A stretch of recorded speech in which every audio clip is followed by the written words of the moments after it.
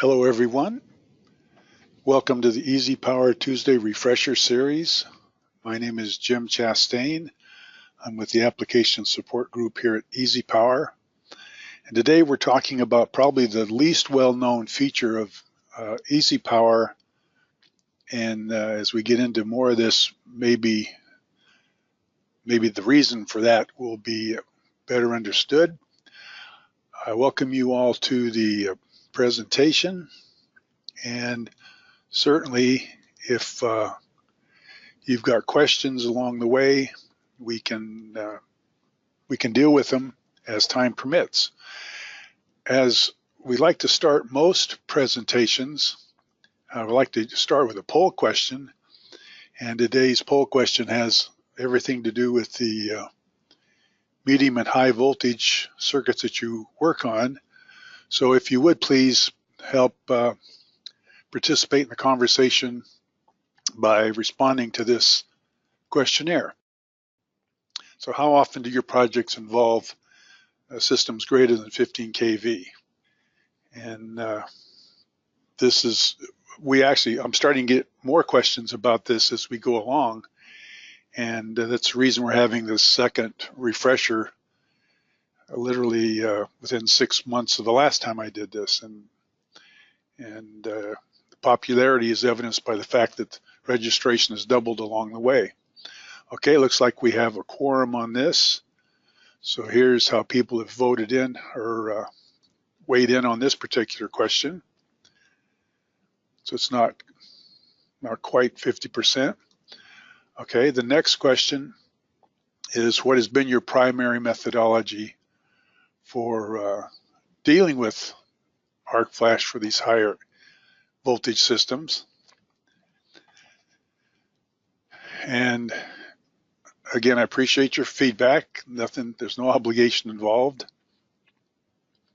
But to some extent, this presentation depends upon or is guided by this particular question, because most of what I'm going to be doing is basically a proof of compliance, and the EasyPower part of it is relatively short. All right, so here's how folks have weighed in on this. And then finally, I'm curious about what your primary concern is regarding arc flash at these voltages. Now, I'm looking at my question block, and I'll get to those in a second, but I'm having some logistics issues. Okay, so 10 more seconds on this question, and we'll share these results. All right, thank you. And here how people have weighed in on this. All right, thank you very much for participating, and let's get into the material we're talking about. Now, as I mentioned, a fair amount of this material is basically a proof of the validity of the process, and is prompted by the fact, especially in the new model of 1584, there's markedly a statement that there's no recommendations to use the model above 15 kV. So that leaves us with the existing guidance that we see from the National Electric Safety Code, NFPA 70E, and some various indexes. And so what you're going to see me do is work through the process of generating EasyPower results and showing you how those are generated in EasyPower, and then going through some specific examples and see if we can answer some questions along the way. All right. Now, as I mentioned, NFPA 70E in the D annex specifically shows these other possible sources for calculating arc flash. And they each have their limitations. For instance, the Lee equations are primarily for open air, 600 volt and above, And even the standard acknowledges that they become very conservative as voltage increases. And then the Doty papers calculate instant energy for three-phase arcs for 600 volts and lower. And then IEEE 1584 is specifically aimed at a band between 208 volts and 15,000 volts. And I say there's no recommendation outside of that. Well, as we noted, the limitation, at least for the Lee equations, is it calculates instant energy in open air, and these are for three-phase systems. So without belaboring the point, what we have as guidance is information that was published in NFPA 70E in 2009 and is in the current versions of ANSI C2 and NESC. Specifically, D8 says the estimated instant energy exposure for live line work on overhead open air systems from 1,000 to 800,000 volts. So what that chart looks like under D8 is this chart specifically for these voltage ranges, and it shows the results in heat flux rate units. And that's significant because, as you will get into it, the choices that are left to the operator are kind of varied. Again, these calculations are based on open air single phase to ground. They have specific constraints or requirements for the gap, the air gap, and it's based on the fact that we have pretty much determined through testing the resistivity of air at high voltages. Now, the point is made, even in this particular table, that these calculations were derived using a commercially available computer program. And it's commonly known that this computer program that we're referring to is ArcPro. And so what I'm going to be doing with the methodology that is included in EasyPower is use in the tool a 1 second time limit, because that gives us the ability to compare numbers with the flux rate, which is in calorie per square centimeter per second. So you'll see that as we get into it. So this is to verify. I'm not recommending using the 1 second time limit. It's just for the proof, if you will, of what we're doing in this presentation. All right, so we're going to be looking at different voltage ranges, different current levels, and to start with, how this is being derived is utilizing a specific resistivity of a single air to ground current, and then the recommendations that are in ANSI. Okay, so all this boils down to this. For a single line to ground, the air gap is based on the phase-to-phase voltage, and so, the single line to ground voltage, which is proportional to the phase-to-phase voltage. And if we consider air dielectric to be 10,000 volts per inch, then we can determine what the inches required for the air gap is and convert that to millimeters. And then what you're going to see is this is just all arithmetic that I'm converting my air gap calculation based upon what phase-to-phase voltage I have. Now again, I'm doing this. This is not necessary to operate the tools to know this. I'm just trying to illustrate the alignment that we have with the methodology that's used in the tools. All right, so a phase-to-phase of 765 gives me an air gap in millimeters of 1123. And likewise, the working distance is the minimum approach distance minus 2 air gaps. And if we look up the minimum approach distance for 765 kilovolts, it's 191 inches. So therefore, our working distance will be 102 inches.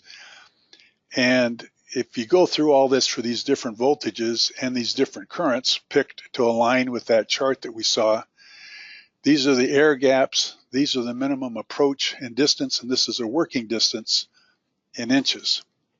Now again, I'm doing this so that we can look at the results in EasyPower and confirm that these are the results that we're getting. All right, so that's the methodology. And I mentioned that this is probably the least known or the least well-known feature in EasyPower. I say that because what I'm about to go through, the results and the capabilities have existed in EasyPower for the last 4 or 5 years. And the steps in EasyPower basically is to set up in the bus dialog box, and I'm going to do these a couple times. Define it as an open air bus. Then we go into short circuit focus. We're going to go to the arc flash hazard tab and select open air under the advanced button, and then pick out which voltage range is most appropriate. And then we're going to generate a single line to ground fault, which will give us the instant energy.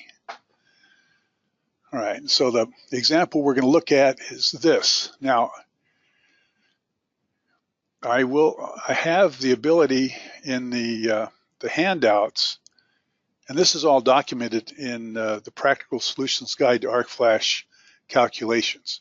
So that is available on the handouts, and you're more than welcome to contact me if you're having troubles with it. Okay, so I'm going to look at the way this has been set up. Here's my utility. I've set up my voltage to be 69,000 volts. We want a recognized single line to ground current of 20 kiloamps. And so once we've entered that as far as data, we go into the bus itself, and I want to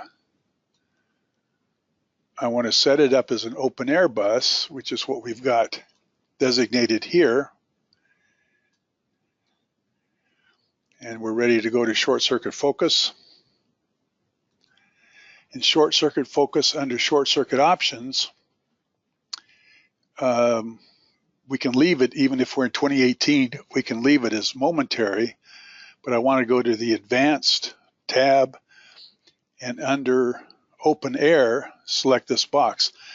Now there's 2 different application notes, one for prior to EasyPower 10.0 and subsequent to EasyPower 10.0. So this is what it looks like in 10.3. It's slightly different on this particular dialog box. But I'm indicating that I want to apply the NFPA 70E 2009 Annex greater than 15,000 volts. So once I'm able to do this and apply these results, I can now, and so I'm picking out specifically a single line to ground fault. I'm going to fault the buses, and I can look at the current that's being used. We already knew it was 20,000 amps, and the instant energy is 12.4 calories. Now, if we go back and look at my chart that I was trying to compare,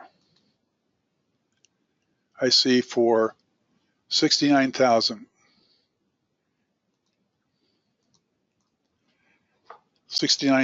volts, which would be in this category, and 20,000 amps, I have to have something near or approximating 12.4 calories, and exactly what we got.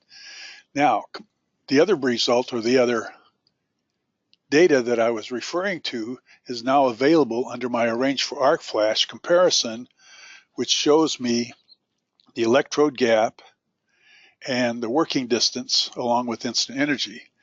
And again, this aligns with the hand calculations that we did based upon the NECSC recommendations. So 69,000 volts, 20 amps, 20,000 amps. The air gap is 101, and the working distance of 31 inches. Okay, so that's, again, the proof that this is a method of proof.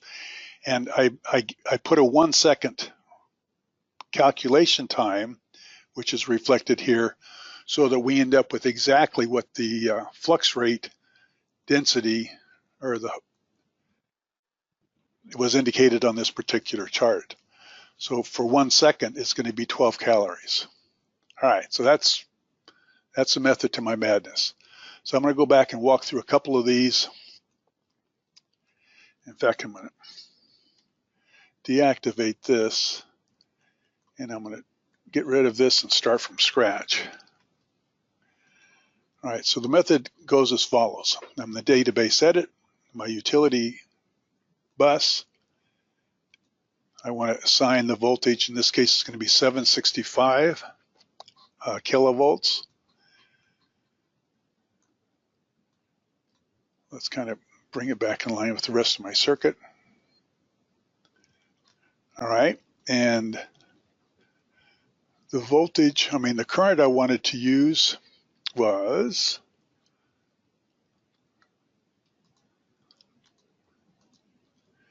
let me see, it's 765, 50,000 amps. So we have 50,000 amps, single line to ground. So I'm going to set up my short circuit current. I'm going to use 50K just because I don't know any better. I'm using 6X over R because it doesn't matter in this case. And so here's my 50,000 amps single line to ground. Then I go down to my bus, and I want to define it as open air. And I want to limit my calculations to 1 second. So I'm going to do it here. I can do it either here or in my short circuit options. So I'm going to just show it in both places in case you have any questions about it.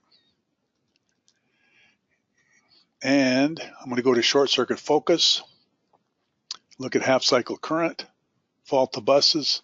There's my 50,000 amps. Go to instant energy. There's my 25 calories. Arrange for arc flash. There's my electrode gap and my working distance. So now if I go back and look at these results compared to the table, which was produced with ArcPro, I see that I have exactly the same amount that I get from the. Now, so what's the difference between doing this and ArcPro? Even if you had, and I had this explained to me here just last week, even if you have ArcPro, you have to come up with the time limit that's produced by the short circuit current, and that's the one of the functions in EasyPower. So again, the 1 second thing was artificial. It's just to prove compliance with the standard. What I want to do now, and what I'd like to share with anyone that cares to look at it, is, let's close this, is a pre-drawn example that has a number of different voltage levels on it, and it's a pretty clever circuit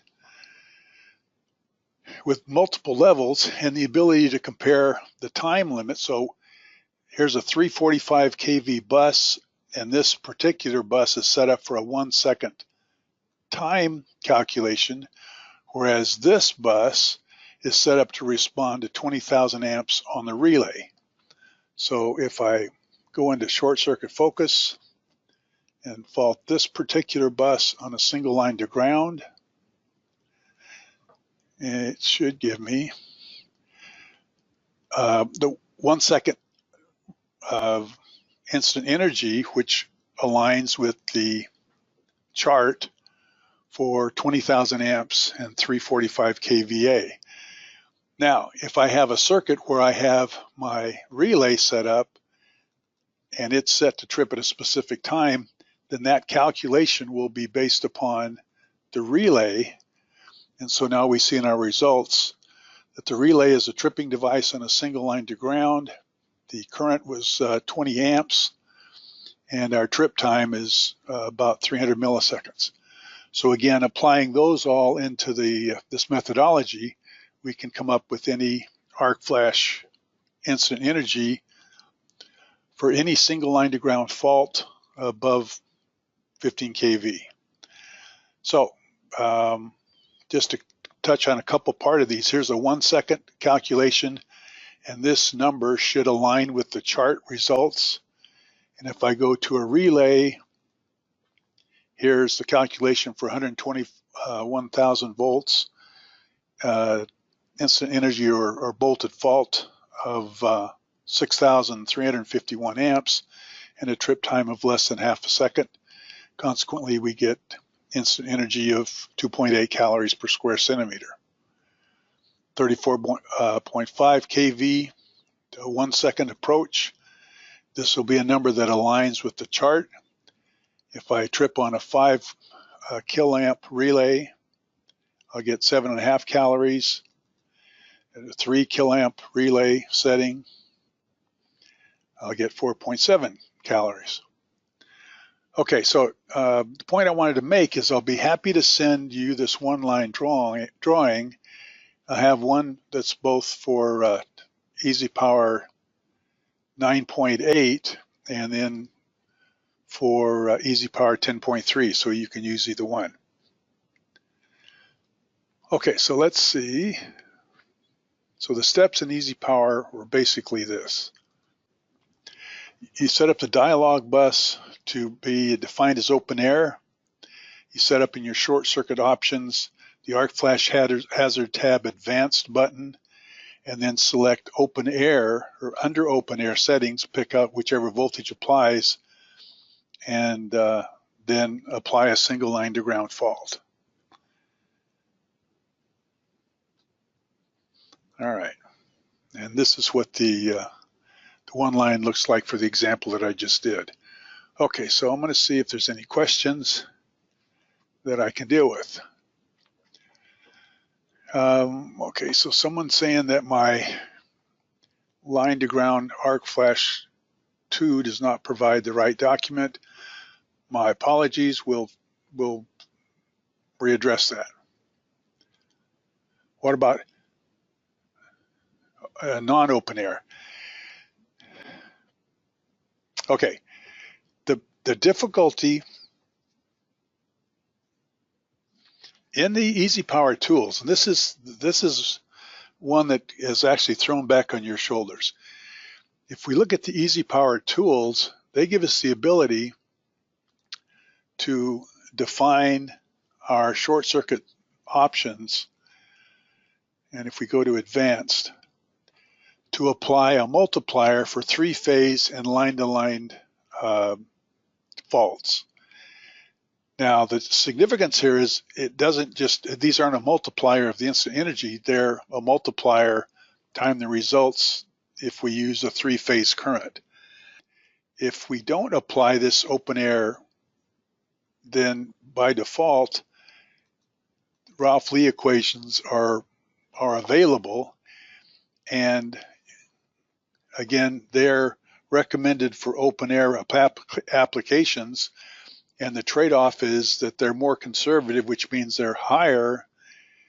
And so if you're asking me for EasyPower's recommendation for non-open air, my suggestion is to look at the results between the two and then determine which applies to your application.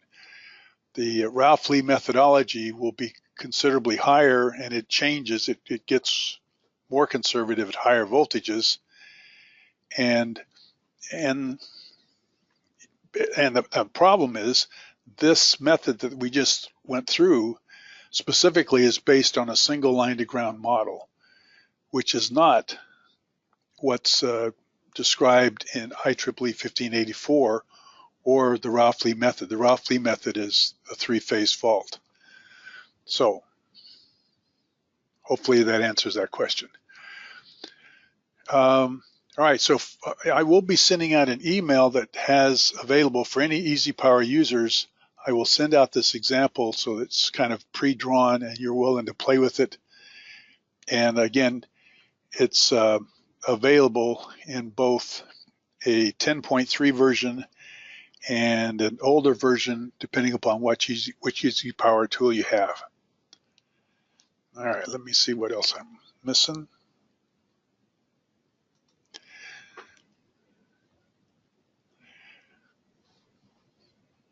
So I think that kind of, unless there's any other questions, that exhausts what I was trying to present today. And as I mentioned, this discussion is documented in Practical Solutions to Arc Flash Calculations. So I recommend that you refer to that for more specifics, and invite you to check the website for upcoming events, regional training, and arc flash workshops, and look forward to talking to you down the road. Thank you very much for attending.